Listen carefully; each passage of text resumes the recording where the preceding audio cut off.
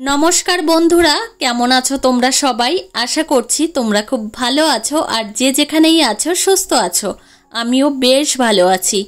S फैमिलीते आज आरेकटी नतून ब्लगे तोमादेरके अनेक अनेक स्वागत जानाई। এখন ঘড়িতে সময় রাত ৮টা বাজে আর এখন বাড়ির সকলের জন্য রান্না করছি, সেই সঙ্গে আমার ছোট্ট মেয়ের জন্য রান্না করছি। তো আজকে আমার ছোট্ট মেয়ের জন্য কি রান্না করছি তোমাদের সঙ্গে সবই শেয়ার করব। আর এদিকে আমি প্রেসার কুকারে ভাত বসিয়ে দিয়েছি, আবার রুটিও বানাতে হবে। তো মাম্মামের জন্য আজকে আমি ভেজ ডাল রান্না করছি। তো এদিকে আমি কড়াইতে বসিয়ে দিয়েছি মুগ ডাল, আর মুগ ডাল ফুটে এসেছে, মানে সেদ্ধ হয়ে গেছে। আর এর মধ্যে আমি দেব পনির। তার জন্য এই যে দেখো পনির ফ্রিজ থেকে বের করে নিয়েছি আর এখন ছোট্ট ছোট্ট টুকরো টুকরো করে কেটে নিচ্ছি। তো পনির ডাল রান্না করছি রাতের বেলায়, তো হালকা পাতলা করে রান্না করব আর মাম্মামকে আজকে ভাত খাওয়াবো রাত্রিবেলায়। তো এদিকে পনির আমি কেটে নিয়েছি আর পনিরের গায়ে নুন হলুদ আমি মাখিয়ে তারপর একটু হালকা করে ভেজে নেব। আজকে মাম্মামকে একটু তাড়াতাড়ি খাইয়ে তারপর তোমাদের দাদা ভাই আমি আর মাম্মাম এক জায়গায় যাব। তো তোমাদের সঙ্গে সমস্ত কিছুই শেয়ার করব। আগের থেকে তোমাদের বলবো না যে কোথায় যাচ্ছি, তোমরা ব্লগটি দেখতে থাকো, আশা করছি তোমাদের খুবই ভালো লাগবে।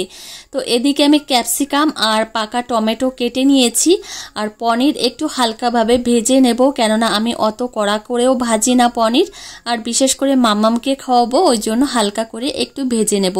আর পনির ভাজা তেলের মধ্যেই আমি জিরা ফোড়ন দিয়েছি আর এদিকে ডাল আমি দিয়ে দিলাম ফোড়নের মধ্যে।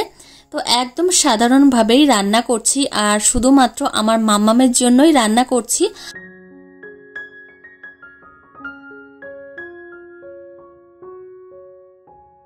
আমাদের মতো গৃহবধূদের একটু বাড়ির বাইরে বেরোতে গেলেই সংসারটাকে সুন্দরভাবে গুছিয়ে আর সামলিয়ে তারপরই বেরোতে হয়।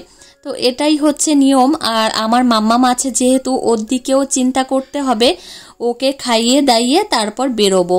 তো এদিকে ডাল রান্না করা হয়ে গেছে, দেখো কতটা সুন্দর লাগছে দেখতে আর টেস্টও হয়েছে খুব সুন্দর। আমি আগে একটু চেখে দেখেছিলাম আর মাম্মামের খাবার আমি আগের থেকে একটু চেখে দেখি যে কেমন হয়েছে। তো যাই হোক, চলো মাম্মামের খাবারটা আগে বেড়ে নিই, তারপর ওকে খাওয়াবো, তারপর ঝটপট করে রেডি হয়ে বেরোবো আমরা বলতে তোমাদের দাদা ভাই আমি আর মাম্মাম। তো চলো মাম্মামকে রাতের খাবার খাইয়ে দিই। আর আজকের রাতের খাবারটা খুবই সুন্দর হয়েছে আমার মাম্মামের জন্য।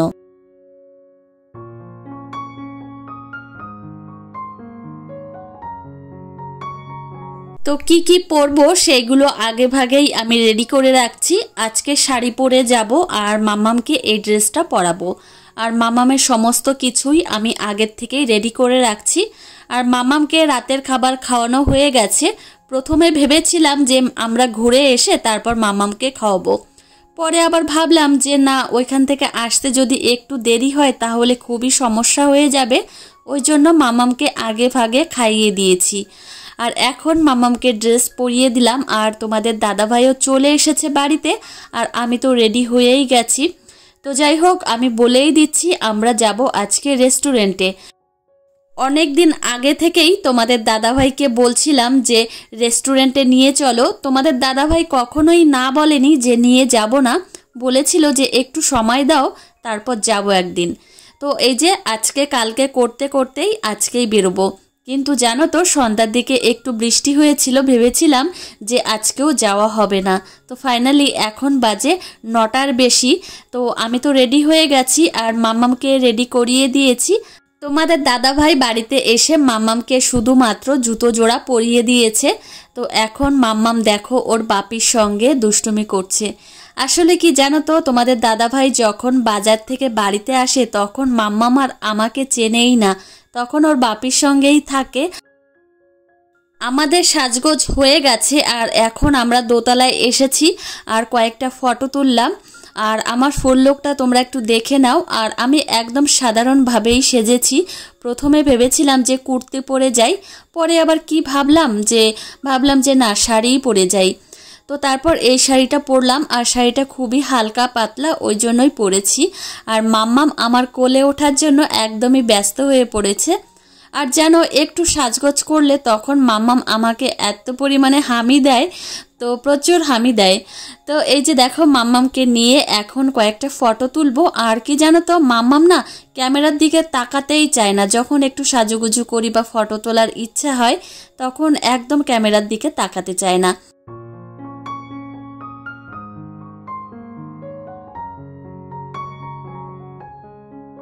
এদিকে মাম্মামকে বলছি যে তুমি একটু এদিকে তাকাও, তো মাম্মাম তাকাবেই না। তো চলো, অনেকটা দেরি হয়ে গেছে, মানে 9:45 বেজেই গেছে। আর এখন আমি বেরোবো। তো বেরোনোর আগে বাচ্চাদের যে জিনিসটা সব সময় নিতে হয় একদম দায়িত্ব সহকারে, সেটা হচ্ছে জলের বোতল বা জলের পট।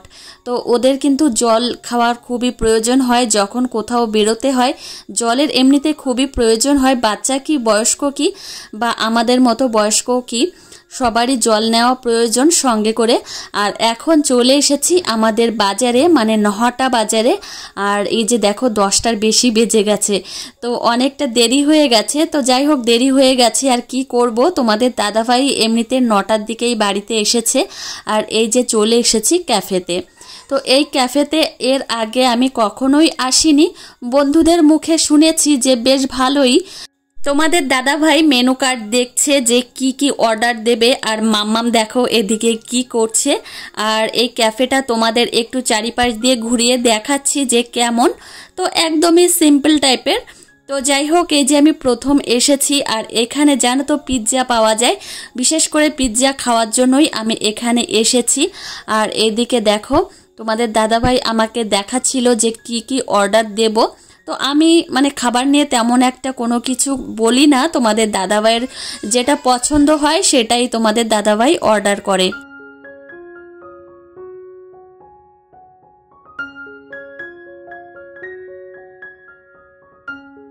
অনেক রাত হয়ে গেছে যেহেতু, ওই জন্যই লোকজন তেমন একটা বেশি নেই।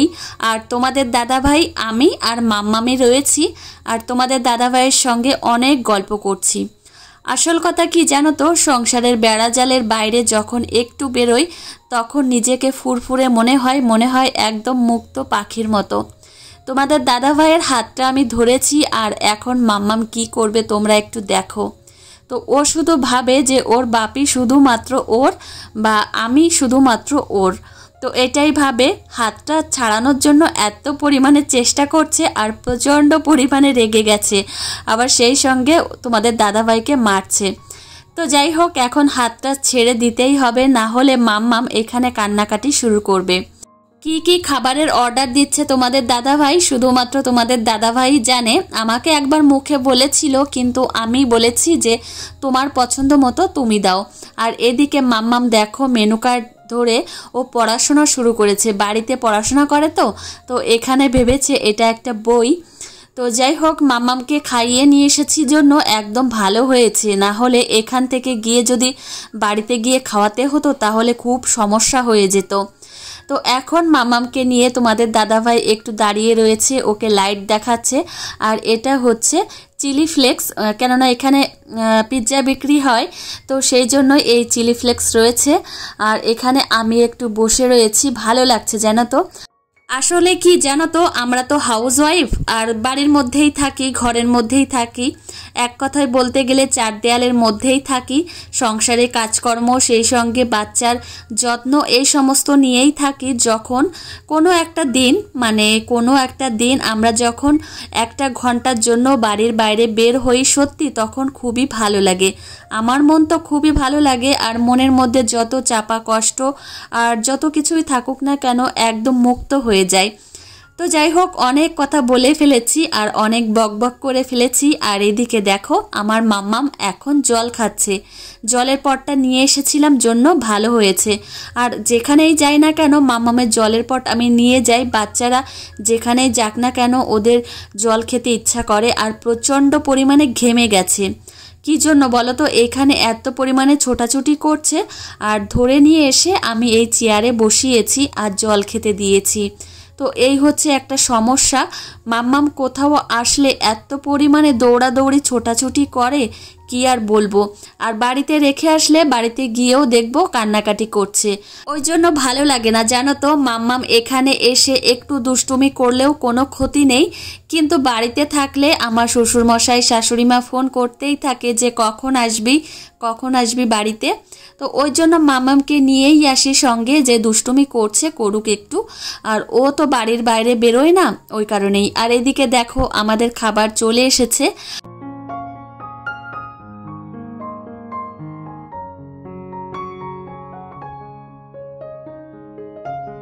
তোমাদের দাদাভাই খাওয়া শুরু করে দিয়েছে, আর এটা হচ্ছে চিকেন, মানে চিকেন কেএফসি টাইপের কিছু একটা, বেশ ভালো লাগছিল খেতে। আর এখন আমি পরে এডিট করছি, আর এই খাবারগুলো দেখে এখন খেতে ইচ্ছা করছে।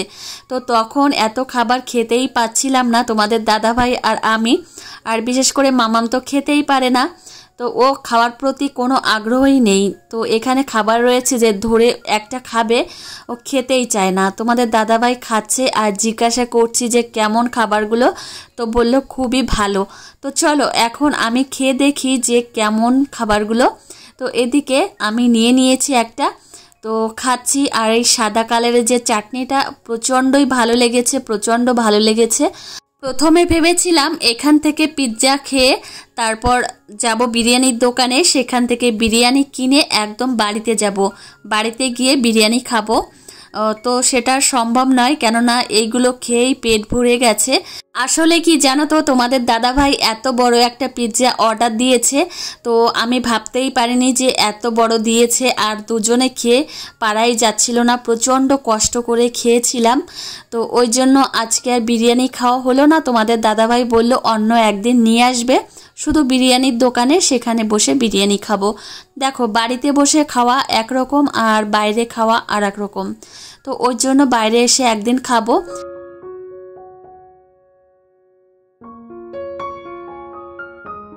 তোমাদের দাদাভাইকে জিজ্ঞাসা করলাম প্রথমে যে পিৎজাটা কেমন, বলল খুবই ভালো, টেস্টি আছে। তো আমি খেয়ে দেখলাম, না ভালোই আছে। প্রথমে যেটা ভেবেছিলাম যে আগে কোনোদিন খাইনি, কেমন হবে কে জানে, কিন্তু খুবই ভালো। তো এদিকে আমাদের খাওয়া দাওয়া হয়ে গেছে, এখন বাড়িতে যাওয়ার পালা।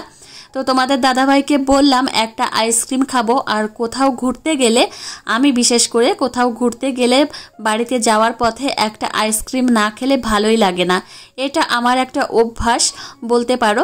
তো তোমাদের দাদাভাই বলল যে বাড়িতে যাওয়ার পথে দোকান থেকে নেবে। তো এই সিঁড়ি দিয়ে নামছি, আর সিঁড়িটা এত পরিমাণে খাড়া, সেই সঙ্গে মানে অল্প জায়গা, ওই জন্য তোমাদের দাদাভাইকে বললাম যে মাম্মামকে কোলে করে নামাতে, আর আমি আস্তে আস্তে হেঁটে নামছি। যদি এক পা এদিক ওদিক হয়ে যায় তাহলে একদমই পড়ে যাব, একদম মানে খাড়া সিঁড়ি, সেই সঙ্গে অল্প জায়গা। তো এই যে রাস্তায় চলে এসেছি, আর এখন বাড়িতে যাওয়ার পালা। 11টা বাজতে আসলো, কি 11টা বেজেই গেছে, অনেকটা রাত হয়ে গেছে, আর রাস্তা পুরো ফাঁকা হয়ে গেছে। দেখো দোকানপাট বন্ধ হয়ে গেছে, দু একটা হয়তো খোলা আছে। এখন চলে এসেছি আইসক্রিমের দোকানে, আর এখান থেকে 4টে আইসক্রিম নিলাম, তোমাদের দাদাভাই, আমি, আর এই যে সামনে দুটো ভাই দাঁড়িয়ে রয়েছে, ওদেরকে কিনে দিয়েছি। মাম্মাম কিছুই খেতে চায় না, তো ওকে বলছিলাম যে আইসক্রিম খাবে। তো মাম্মামের একবার ইচ্ছা করছে যে আইসক্রিম ধরবো, আবার দেখছে খাবার জিনিস, আবার নিতে চাইছে না। তো যাই হোক, এখানে দাঁড়িয়ে আইসক্রিম খেলাম। ভাবো কত রাত্রে দাঁড়িয়ে এখানে রাস্তার পাশে আইসক্রিম খাচ্ছি। আর বাড়িতে যাওয়ার পথেই গণপতি বাপ্পাকে নমস্কার করে তারপর বাড়ির দিকে চলবো, কেননা আমাদের বাজারে এই যে গণপতি বাপ্পার পুজো হচ্ছে, আর এই যে মাম্মাম রয়েছে ওর বাপির সঙ্গে। তো ফাইনালি চলে এসেছি বাড়িতে, আর আমার শ্বশুর শাশুড়ি সবাই ঘুমিয়ে গেছে। তো এখন ডাকবো যে দরজা খোলো, আর মাম্মামকে নিয়ে ঘরে এসেছি।